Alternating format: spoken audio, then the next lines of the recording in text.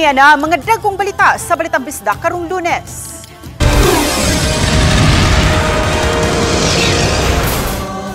Mga residente nga mitambong sa misa sa Daan Bantayan nahimong emosyonal.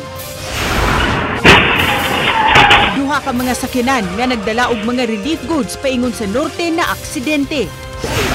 Tabang alang sa mga nabiktima sa linog nagbaha. Kini ang GMA Regional TV, Balitang Bisdak. Mayong hapon, ako si Cecil Kibod Castro.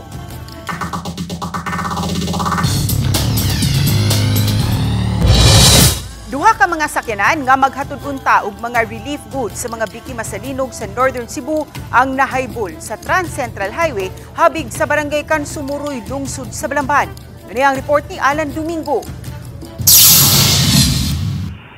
Nahitabo ang disgrasya pasado alauna kagahapon sa hapon, Oktubre 5, 2025. Sa video makita ang kusog nga dagan sa puti nga pick-up sa dulhugon nga bahin sa Trans Central Highway ug unang giungad ang nagunang sakinan nga nabalintong samtang ang pick-up mibangga sa daplin sa karsada.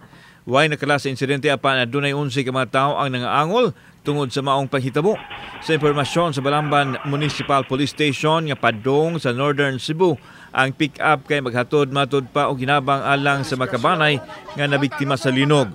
Nagdulhog ang pick-up apan giingong ni kalit og kabasyo ang brake niini hinungdan nga mi maniobra unta ang driver. Apan nadaro sa pick-up ang nagunang sakyanan. Hinungdan nga nalimbuad samtang ang pick-up na bangga sa simentadong pader daplin sa kalsada. Giingong wa usab masuhito ang driver sa pick-up sa kalsadang ilang gisubay.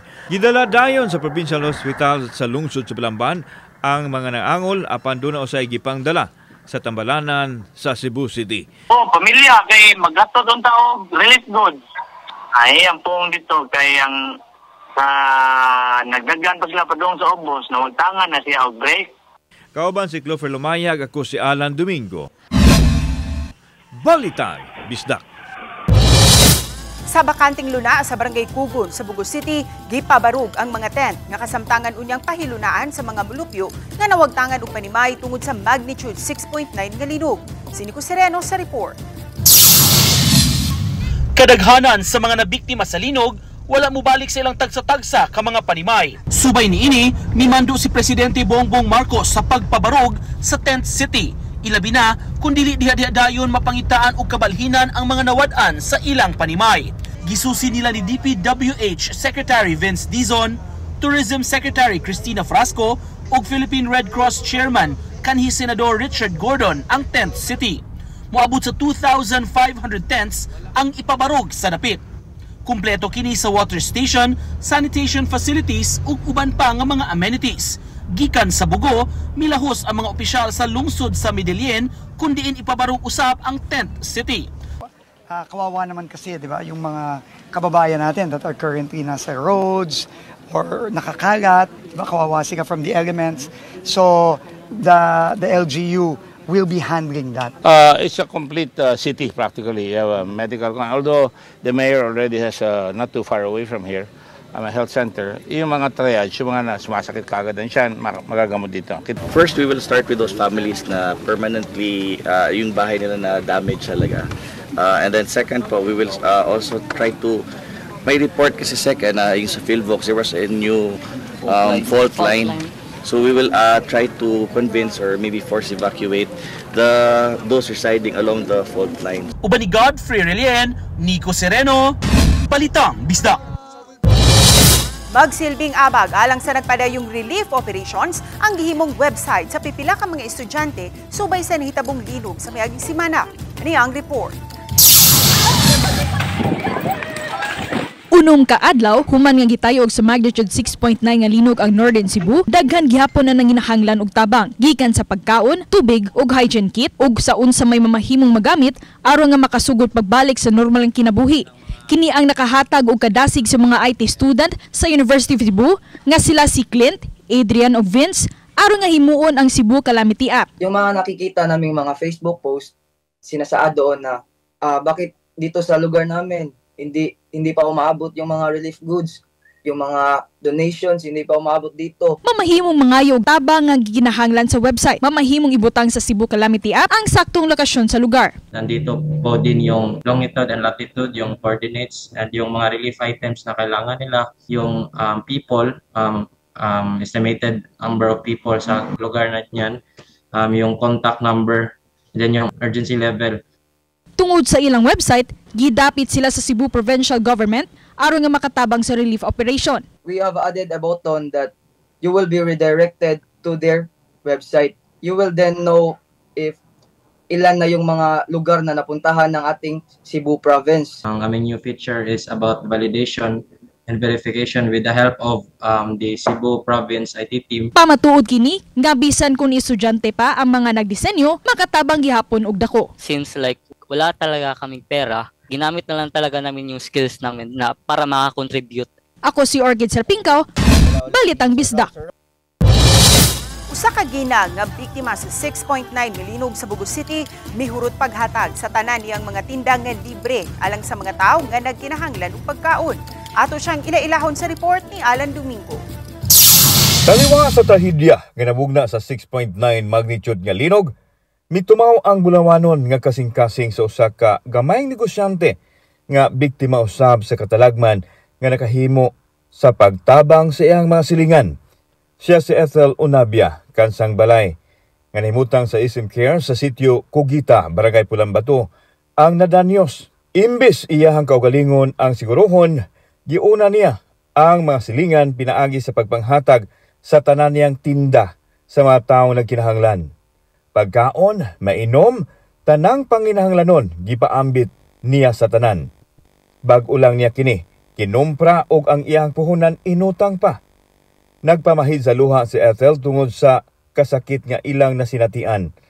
7 sa iyang mga silingan ang namatay, human nadatugan sa mga balay nga nangagusbat. Anong imong ipanghatag imong hangtinda? Ay nanginahanglan man sila nya. Dili naman po na nato mapa kay ganang emergency man po. So, ikaw biktima ka sa linog and imo ning why mabilin sa imong tinda? Ay okay ra na sir makita ra man po. Gusto mo ni at least makatabang sa ka, no? Teary-eyed ka man, kahilak ko ni ka nga. So at least nakatabang ka, no? At least walay nahitabo sa amo, sir. Dako ang pasalamat sa mga tao ug natandog sa kaaghop ni Ethel nga bisan og pareho silang biktima sa linog apan mitabang pa kini kanila. Kung siyang biktima ya, pasalamat mi nga iyahan ko ang gihatag sa bual kakao. Mga biskwit.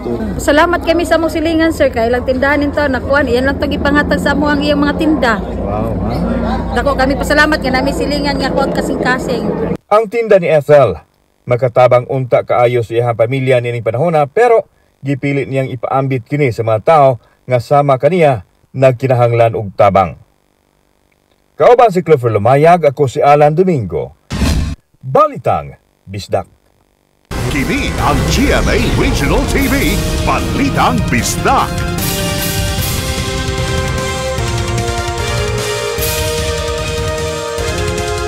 Kini ang GMA Regional TV, Balitang Bisdak. Balik face-to-face classes na ang mga eskwelahan sa Lapu-Lapu City karong adlaw. Apan na po ka mga classroom sa Santa Rosa National High School sa Olango Island dili na ipagamit. Ano ang report ni Luan May Rondina? Pipila lang kini sa mga hulagway sa nasinating danyos sa 2-story 10 classroom sa Santa Rosa National High School sa Olango Island, Lapu-Lapu City. Matod ni Lapu-Lapu City Division Deputy Engineer Jonas Hakalan, 1990s pa napabarog ang maong school building. Ug tungod sa danyos nga niaguman sa mga haligi niini, human sa 6.9 magnitude nga linog niadtong Martes sa gabii, girekomendar ni Engineer Hakalan nga ipademolish ang maong school building. Next week, mag-schedule may mga to kung unsa nga building ang among mailis ato niya para sa katukuan. For now, di sa to namo ipagamit nga building, i-cordon to namo. Sukad niya itong Miyerkules, gikanselar ang klase sa tanang pampublikong tunghaan sa Lapu-Lapu City kay gipangsusi una ang structural integrity sa tanang mga school buildings aron masiguro ang kaluwas sa mga tinunan ug magtutudlo. Ang principal among gistorya nga ikuan mo siya nga mag-shifting siya or modular. Ningon to siya nga mag-shifting siya. Samtang nakitaan usab og pagpangliki ang usa sa mga haligi ug naghirig usab ang laing usa ka haligi ni ining covered court sa City Central School. Ana na gina siya crack daan gamay no. Nya mo to nga pag after sa linog mo to ning dako-dako na siya. Plus ning kadtong dito dapit sa kuan nga ning hirig amurag ning kuan siya.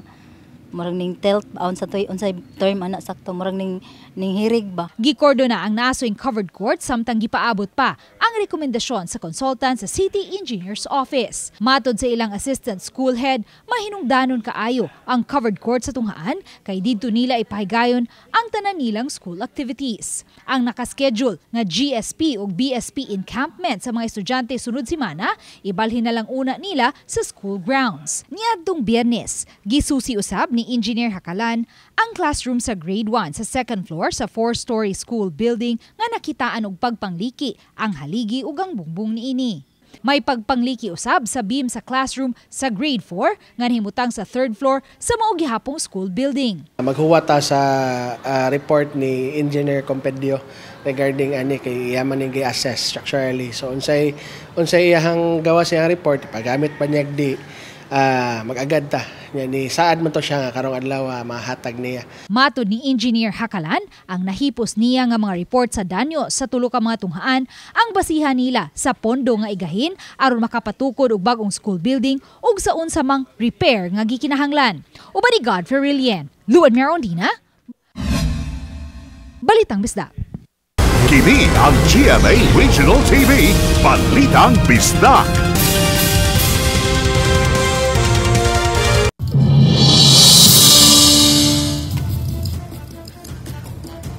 Unom ka adlaw human mitay-og ang magnitude 6.9 nga linog, mga residente sa Northern Cebu hinay-hinay na sa pagbangon. Nico, kumusta ang sitwasyon diha karon sa norte? Yes, padayon sa pagpaningkamot sa ilang pagbangon kini naapektuhan sa kusog nga linog dinhi sa Northern Cebu, muusa ka semana na ang nakalabay.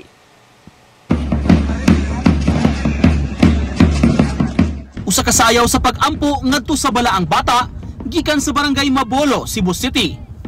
Kini ang gihalad sa mga sakop sa turang dance troupe at tubangan sa Archdiocesan Shrine of Santa Rosa de Lima.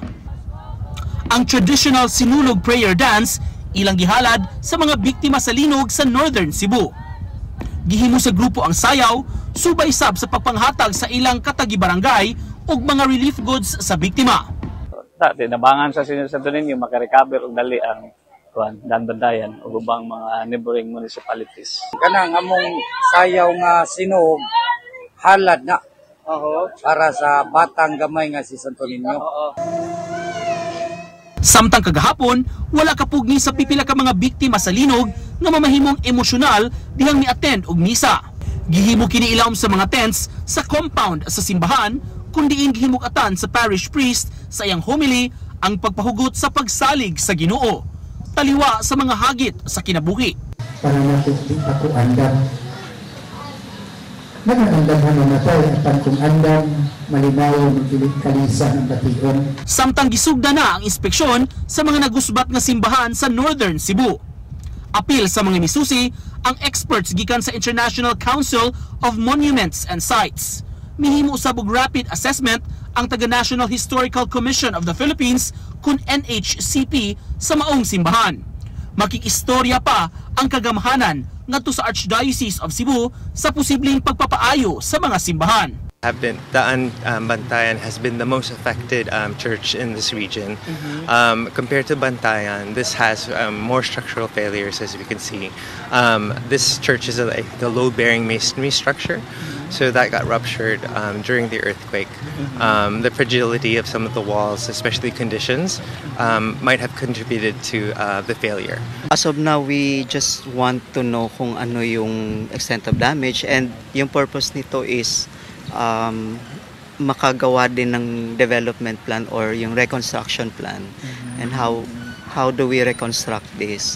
So yun yung pag-uusapan and pagpaplanuhan. Human madiskubrian ang Bogo Bay Fault nga gigikanan sa kusog nga linog, girekomenda sa PHIVOLCS ang pagpabalhin sa mga balay ug istruktura sa fault.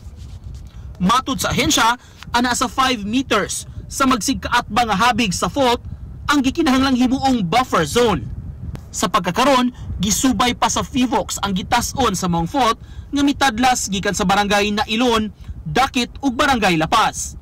Ipadayon pa sa ahensya ang ilang pakisusi sa fault. Samtang sa barangay Nailon, kung diin moabot sa 200 ngadto sa 300 ka mga balay ang totally damaged matod sa barangay kapitan. Musunod sila sa kamanduan kung ipa-relocate ang mga apektadong residente. Kung panlitag mauna siya kuan gyud sa mua nga force evacuate, pa-force evacuate yun ako na sila kay ang atong itanaw ang safety man sa itong mga lumulupyo. Samtang ses karong hapon na nakaubanta sa QRT team sa FIVOX, mipadayon ni sila sa ilang pagsusi sa kung asa nagsubay kining Bogo Bay Fault. Gikan niadtong na-identify na nga barangay Nailon ug sa barangay Dakit, barangay Lapas ang ilang giadto karong hapon ug gisusi kini mga manifestations sa fault ug unsa pa ilang nabantayan sa yuta timailhan nga didto gyud nagsubay ang maong fault nga naka-cause ning maong kusog nga linog niadtong miaging Setyembre 30. Nakikistorya sab kining mga kadagkuan sa FIVOX sa mga residente mipasabot kanila kabahin sa linog, kabahin sa presensya sa fault ug unsa pa ang ilang mga rekomendasyon unya nga ihatag ngadto sa local government unit. Aminado ang pipila ka mga residente nagpanguyuan gihapon sila hangtod karon bisan mo sa nakasimana ug nang hinaot silang hatagan sa silang assurance sa gobyerno kabahin ning ilang sitwasyon karon. Atong paminawon ang tipik sa pamahayag sa opisyal sa FIVOX nga atong nahinabi. Basically, ang ine-expect kasi natin based sa magnitude nung lindol at saka sa distribution ng aftershock, ang fault na gumalaw kasi ay around 40 to 50 kilometers. So, hindi naman lahat yun magpapakita. Most of it is nasa dagat. Tapos yung tinutukoy nga natin gaano kahaba yung nagpakita dito sa kalupaan.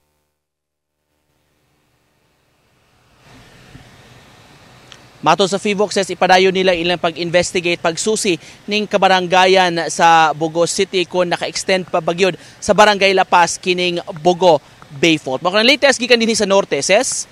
Dagang salamat ug amping kanunay, Nico Sereno. 100 million pesos ang gigahin sa Department of Labor and Employment alang sa mga trabahante nga nawadan og trabaho tungod sa 6.9 magnitude nga linog sa Northern Cebu. Muna ang report ni Alan Domingo. Daghang mga establishmento ang nagagusbat sa 6.9 nga linog sa Northern Cebu kan sa mga trabahante ang nawagtangan usab og trabaho. Gipaniguro ni Attorney Roy Buenafe, ang Regional Director sa Duli 7, nga ang duli ang muhatag kanila og inadlaw nga 540 pesos nga suhulan hangtod maayo ang edipisyo nga ilang gitrabahoan ug makabalik sila sa ilang trabaho. Gihimong sanglitanan sa Duli ang building sa usa ka fast food chain sa Bogo City nga hilabihan kagusbat. Adunay kapin sa usa ka libo na ka mga trabahante ang makadawat sa unang napukaadlaw nga suhulan nga adunay gahin nga 12 milyones pesos.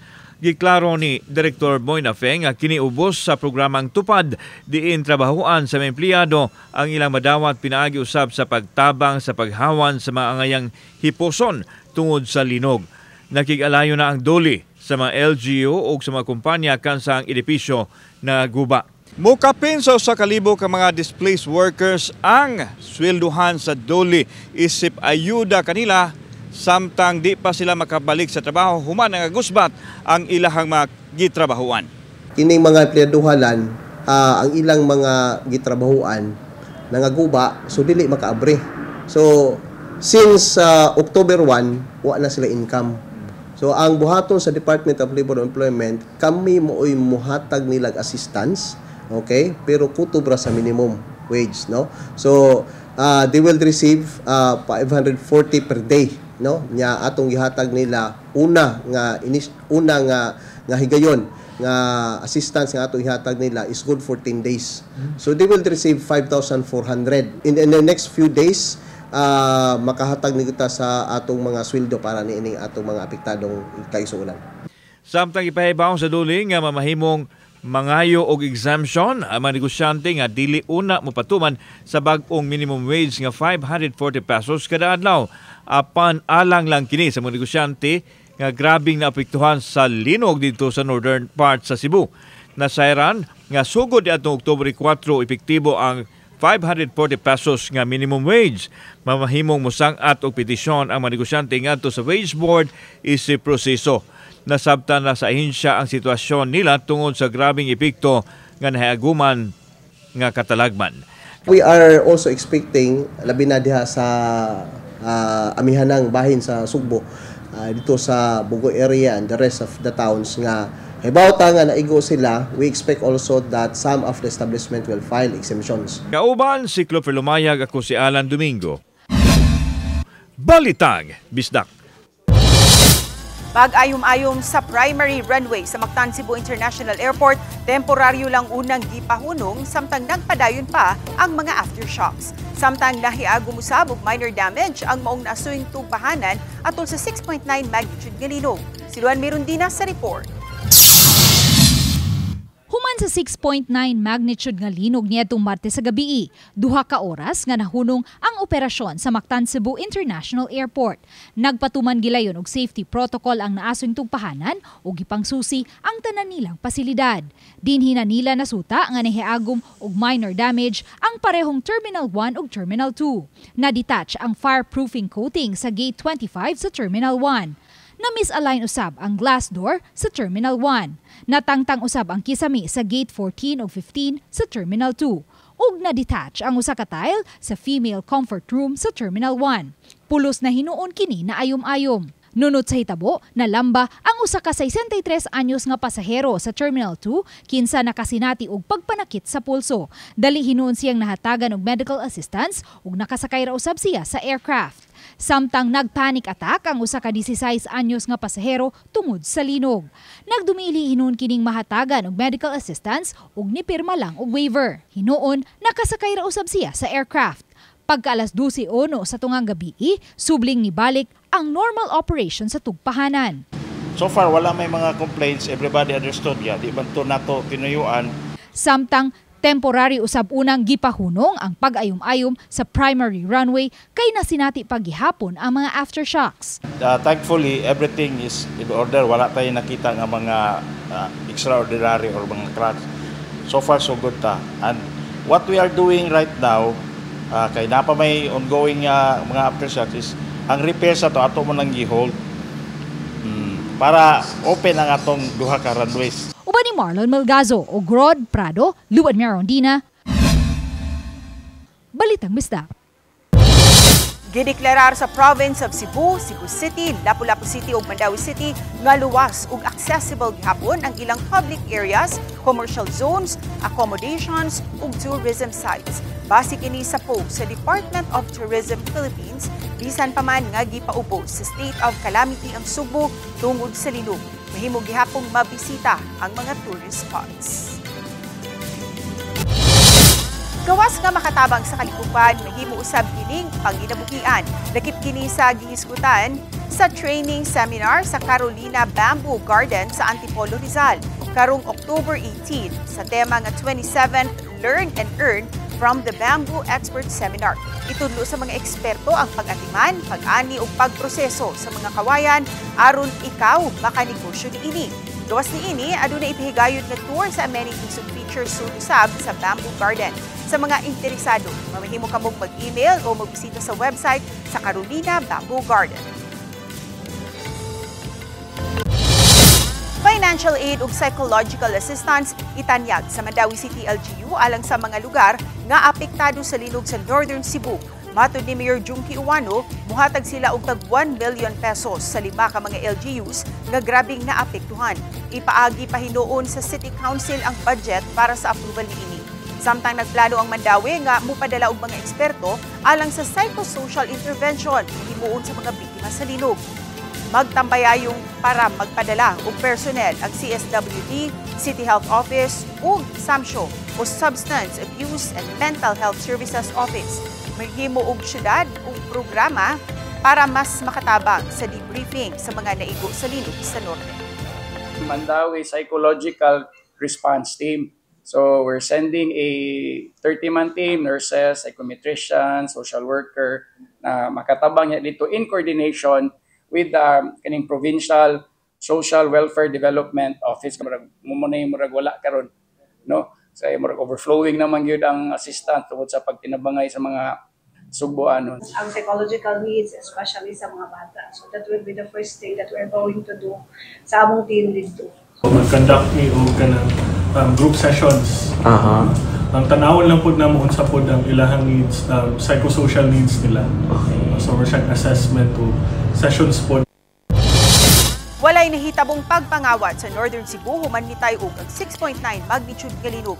Kini ang gibutyag sa taga Central Visayas Police. Taliwa kini sa hugot nilang monitoring ug pagpatuman sa hugot nga seguridad sa tanan.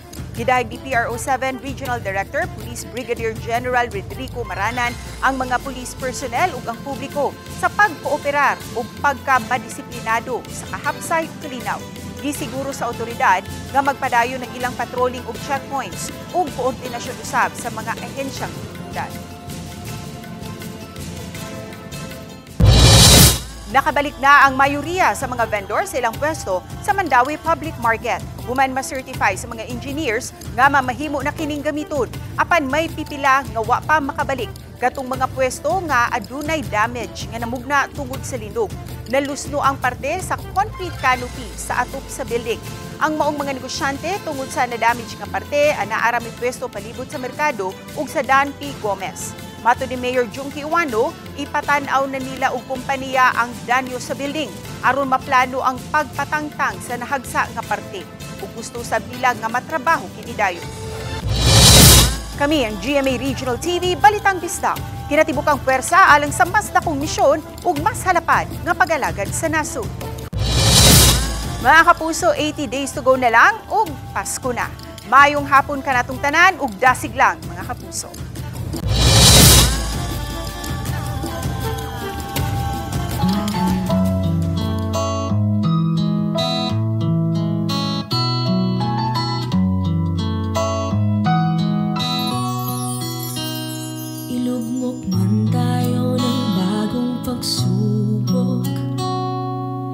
Mga puso natin di mapapagod.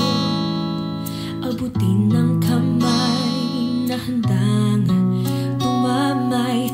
Mga puso natin di mapapagod. Nasa puso ng bawat Pilipino pagmamahal sa kapwa at serbisyong totoo. Isang bayan tayo'y aahon, walang maiiwan sa pagbangon. Isang lakas, isang pag-asa patungo sa bagong umaga. Yan ang ating puso.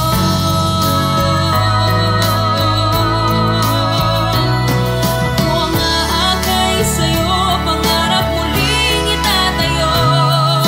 Walang kasing tibay ang puso ng Pilipino.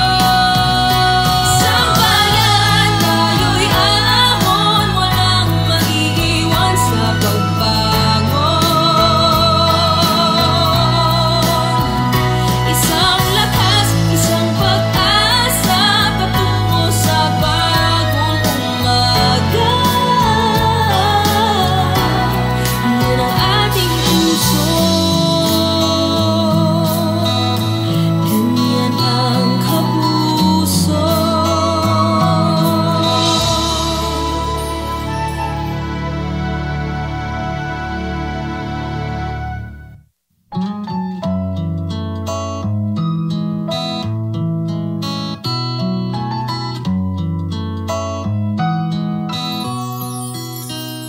Ilugmok man tayo ng bagong pagsubok. Mga puso na